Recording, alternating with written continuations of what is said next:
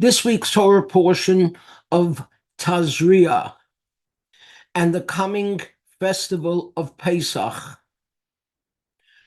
provide seemingly conflicting message regarding what is proper behavior. Let's see if we can figure it out. Rav Soloveitchik writes in his book, upon delivery from Egyptian bondage, the Israelites regained their self-expression. As long as they were subjected to Egyptian bondage, their self-expression was stifled and suppressed. But at the moment of Exodus, the Israelites regained their speech. Slaves cannot express or assert themselves properly. They cannot realize their potential. Only the free man is capable of doing so.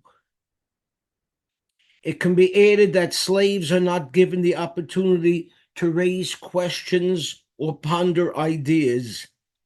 That is reserved strictly to free people. The freedom that we received at Pesach time allowed us the right to free speech, to say what we wanted to say. And in fact, speech is very much a part of the Pesach observance. V'higata tolavincha, and you shall tell it to your children. V'chol hamar ber l'saper, and the one who increases telling the story of the Exodus is to be praised. So the lesson is obvious. Raise your voice. It's a sign of being a free man. But then we have this week's Torah portion of Tazria, which means leprosy. And Maimonides tells us that leprosy was not a natural affliction. Rather, it was a miraculous affliction only for the Jewish nation for the sin of Lashon Hara, of speaking slander and gossip. And so our speech is not free. We can't say everything we want to say. We have to be careful not to say Lashon Hara, not to speak slander or gossip. But what is considered Lashon Hara? The Torah simply tells us, you shall not go up and down as a slanderer among your people. The Chafetz Chaim, the famous 19th century sage, devoted his life to deciding what speech is permissible and what is not. So today, let's play the game of Lashon Hara. Are the following statements acceptable or not from a Jewish perspective? Case number one. What if a person says Cohen doesn't give any money for charity? Are you allowed to say that? No. Even if it's true, it's damaging. And if it's false, all the more reason not allowing it. As being a false witness is forbidden by the Ten Commandments. Case number two. What if I say Cohen doesn't give any money to charity? He openly tells everybody that he doesn't believe in charity. Are you allowed to say that? No. You're not allowed to say that. Your opinion does not change the fact that it puts him in a negative light. Number three, Cohn has a bad temper. I don't mean that negatively. Sometimes temper serves him well. You know how to say it? Nope. It's still damaging and negative in spite of the denial. Are you allowed to say, I have a bad temper? Nope. You're not allowed to say that either. You're not allowed to put yourself down. All right.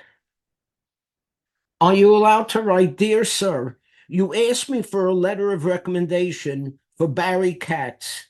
He is a very affable young man, easy to get along with and competent in your area of concern. I fear, however, that he does not possess the kind of creative powers you are looking for, and he tends to work short hours and give up early when confronted with difficulties. Are you allowed to write that about someone? Yes, that's allowed. A candid letter of recommendation requested and sent in confidence is okay, as the prospective employer needs to know. How about this? Did you know Joe is in jail? He's been convicted of 5 counts of theft, breaking, and entering. You allowed to say that? Yes. It's a matter of public record and can be used as an example of what happens to those who break the law. Now, what about this? Joe is in jail. He's been convicted of 5 counts of theft, breaking, and entering. But did you know he also beat his wife regularly? Nope, not let's say that. You can't dump beyond what the justice system had established. All right, what about this? You know, Joe spent time in jail for theft a few years ago. Now, I'll say that. Joe's entitled to a clean slate. What about this? Hitler was the very incarnation of evil. That you're allowed to say. History has to be told. What about this? Joe, who died last week, was an adulterer and a scoundrel. No, no, no. The rule against slander applies to them as well as to the living. How about this? Don't mention Joe to me. Of course, I don't want to get into the things he did. That's not allowed. It implies that he did terrible things and allows people to imagine even more damaging things than when you thought he did. One doesn't have to say slanderous things to cause damage.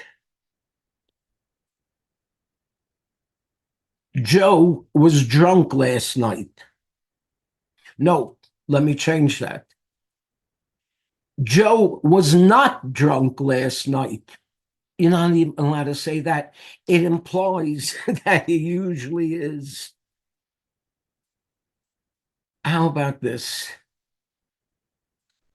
Jennifer's 2-year-old is ugly, cranky, and always slobbering. This is not allowed. While you can't slander a 2-year-old, this statement does reflect poorly on her parents. Next. Your Honor, I did see the defendant shoplift that shirt at Macy's and leave without paying for it. That's allowed. You must tell the truth under oath in court. And now let's try this. No, stop. Don't kill him. I'll tell you what you want to know. Yes, Sam did steal those documents and try to frame you for it. That's allowed. To save a life overrides the prohibition against Lashon Hara. It's called Pikuach Nefesh. And now let's get this, the last one. Don't buy from this merchant.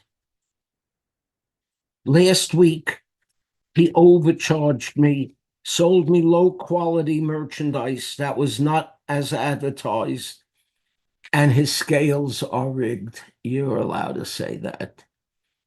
But only if it reflects your own personal experience, not if it relays somebody else's.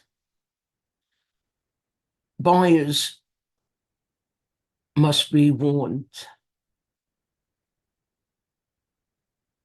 So there's Pesach, freedom of speech, Tazria, you get leprosy for certain speech. Pesach and Tazria combined teach us an important lesson. You're free to say what you want, but you're smart to keep your mouth shut if you have nothing good to say. Shabbat Shalom.